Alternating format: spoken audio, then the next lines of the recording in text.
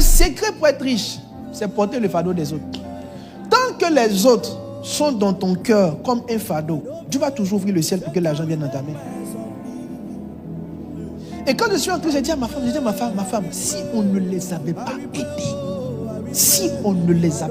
aidés, il y a un autre qu'on a aidé depuis de longues années. Lui, il est en seconde, mais quoi maintenant? Il est major. Et toi, dans quelle classe maintenant? Première. Il est major, première. Ça fait de longues années qu'on... Combien d'années? Depuis près de 10 ans. Plus que ça, plus de 10 ans. Je ne pense pas, moins que ça. Mais il est major, en première. Donc il y a un enfant qui est là qui aurait pu être major. Il aurait fallu que quelqu'un seulement le pousse chaque mois. Ils sont intelligents, ils sont dans les rues en train de se balader parce qu'il n'y a pas un tonton, une tante qui va se fâcher pour prendre un petit. Pour dire, je vais te donner l'opportunité que la vie n'a pas voulu te donner. J'ai dit à mon épouse, peut-être que c'est des gens qui ont une grande destinée. Donnons-leur l'opportunité de devenir ce qu'ils peuvent devenir. Faisons notre part. Je prie Dieu que la crainte de Dieu te remplisse. Allez prendre les veuves de vos frères, les veuves de vos parents. J'ai un cousin qui m'a, quand j'étais enfant, il a pris soin de moi, un cousin. Quand mes parents voyageaient, c'est lui qui prenait soin de moi. Il est mort de façon précoce, mais quand il est mort, il a enceinté une femme. Donc à ses funérailles, il y a une femme quelque part qui était enceinte qu'on ne connaissait pas, son seul enfant. Je m'étais promis à ses funérailles que j'allais trouver l'enfant, que j'allais prendre soin de lui. Et cette année, j'ai trouvé l'enfant. Et j'ai dit à sa maman, l'enfant là, ne pense plus à lui jusqu'à ce que Dieu m'enlève le fou. L'enfant là, je vais le pousser jusqu'au bout. Parce que j'ai une dette envers son père. Faut pas acclamer, parce que pour l'instant, tu acclames en pensant à ce que j'ai fait. Maintenant, dis-moi, si toi tu étais mort, qu'est-ce que tu aurais voulu qu'on fasse pour tes enfants à qui tu n'as pas laissé des moyens?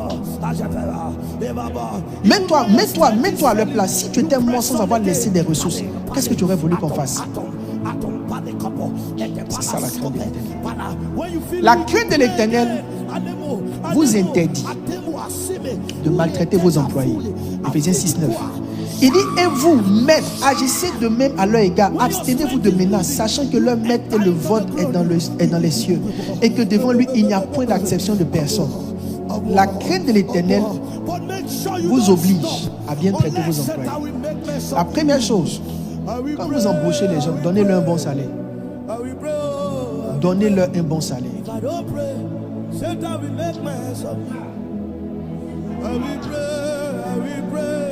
Donnez-leur un bon salaire. Le temps où on prend les gens pour 30 jours, pour 30 000, là, ça ne marche plus. Qu'est-ce qui va rester à la fille?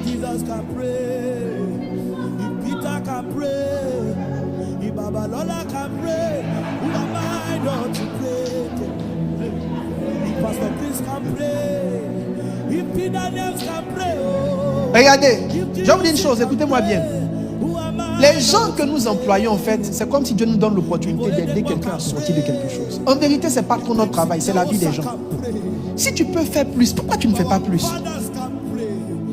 Si tu peux faire plus, pourquoi tu ne fais pas plus? Et dit, et vous, maîtres, agissez de même à leur égard, abstenez-vous de menaces, sachant que leur maître et le vôtre est dans les cieux. Le maître de vos employés et votre maître, vous avez le même maître qui est dans les cieux. Numéro 1, donnez un bon salaire. Numéro 2, mesurez la charge que vous leur donnez. Vous ne pouvez pas prendre une personne pour un travail de 4 personnes. Mesurez la charge que vous leur donnez. Des tonnes d'habits, des jeans mélangés. Les gens sont blessés. La personne même n'aime pas Dieu à cause de son patron. Numéro 3, ne menacez pas. Ce n'est pas parce que quelqu'un travaille pour toi que tu as le droit de le menacer, de le frapper.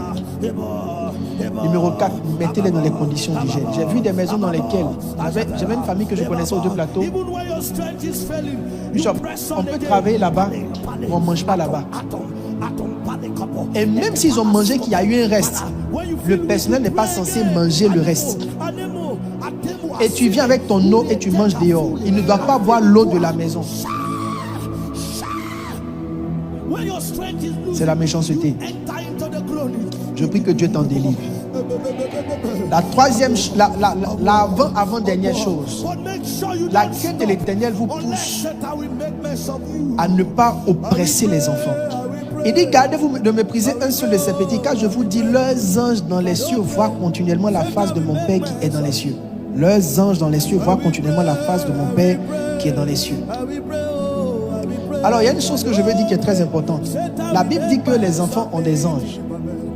Les anges sont dans différents endroits. Les anges ne sont pas omniprésents. Mais les anges des enfants, selon la Bible, ils voient continuellement la face de Dieu. Donc, ça veut dire qu'ils sont des anges qui doivent être très importants. Il y a une chose que je veux dire à quelqu'un. Si tu as un enfant, quelque part, que tu ne l'as pas reconnu,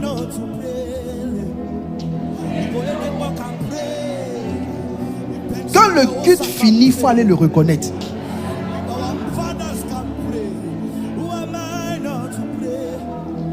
Parce que aussi longtemps que l'enfant va sentir en lui la peine de vivre sans un père qui l'a reconnu, les anges dont la Bible parle, qui sont devant les cieux et qui veillent sur eux, là, vont te combattre personnellement.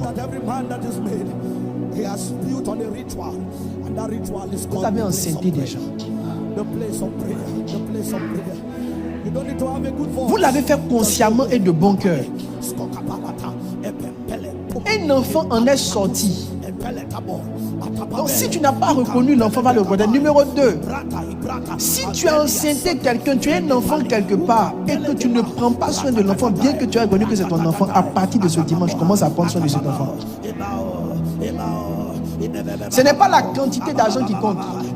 C'est le fait que tu fasses ce que tu dois faire.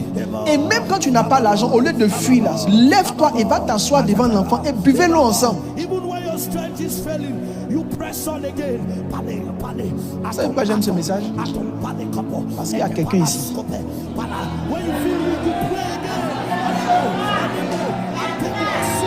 Il y a quelqu'un ici. Ne jouez pas avec. La Bible dit qu'ils ont des enfants. Les enfants ont des anges. Ne jouez pas avec. Tes enfants sont quelque part. Tu n'en prends pas soin. Tu expliques que la vie est dure. La vie est dure, mais ce sont des enfants. La pauvre femme est en train de porter le fardeau d'un enfant quelque part. Ne peut même pas joindre les deux bouts. Et tu es assis dans une église en train d'adorer le Seigneur. C'est pour ça que j'enseigne la crainte de l'Éternel. Parce que c'est malséant. C'est malséant d'être ici en train d'adorer Dieu pendant que tu es un enfant quelque part qui pleure parce que son papa n'arrive pas à lui donner quelque chose. C'est malséant. Ce que vous faites là, ça gâte le nom de l'église. Ça gâte le nom de Jésus. Soyez responsable. Quand tu n'es pas prêt à prendre soin d'un enfant, tu n'ouvres pas ton pantalon.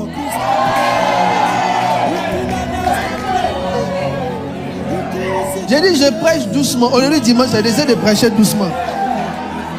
Parce que j'ai 7 jours d'enseignement, donc j'ai décidé de prêcher doucement.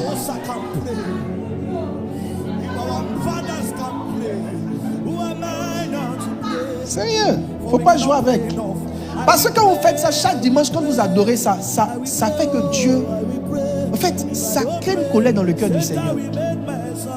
Donc vous aimez les prières de bénédiction, les prières d'élévation, mais dans les détails là, vous n'êtes pas dedans. Et les gens souffrent, quelqu'un souffre quelque part à cause de toi. Le nombre de femmes dans cette église qui ont des enfants dont les pères n'en prennent pas soin, vous n'imaginez pas. Ça veut dire que c'est commun pour des gens d'avoir des enfants quelque part sans rien envoyer. Il faut que vous arrêtez ça. Sinon Dieu va vous juger. Une autre chose qui est importante concernant les enfants. Vous qui avez les enfants dans vos foyers d'un conjoint, c'est-à-dire un conjoint est venu à son enfant, comme ce n'est pas ton enfant, tu le fatigues. Les enfants ont des anges. Les enfants ont des anges. La Bible dit qu'ils ont des anges qui sont devant la face de Dieu.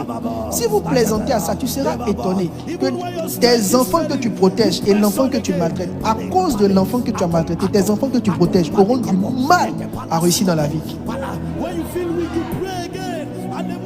Tu seras étonné que tu as des batailles que tu ne peux pas expliquer parce que tu as plaisanté avec les anges des enfants qui sont devant la face de Dieu. Ne jouez pas avec. On parle de la crainte de l'Éternel. Dieu est juste en toutes choses. Une autre chose que la crainte de l'Éternel vous dit de ne pas faire, c'est de mépriser, d'éprouver, de torturer les femmes. 1 Pierre 3,7, il dit: Marie, montrez à votre tour de la sagesse dans vos rapports avec vos femmes. Comme avec un sexe faible, honorez-les comme devant aussi hériter avec vous de la grâce de la vie. Qu'il en soit ainsi, afin que rien ne vienne faire obstacle à vos prières. Ce verset dit que lorsqu'un homme fait souffrir une femme, Ces prières sont bloquées. Beaucoup de personnes ne savent pas que la plupart des problèmes qu'ils ont viennent du fait qu'il y a une femme qu'ils font souffrir quelque part. Ils disent ceci, afin que rien ne vienne faire obstacle à vos prières. L'expérience m'a montré que les hommes qui fatiguent leur épouse tournent en rond dans le temps. Il y a quelque chose dans leur vie qu'ils cherchent profondément qui ne vient pas à eux. Dieu les frustre sur un point qu'ils désirent le plus. La prière pour toi, c'est que tu ne tombes pas dans ce piège.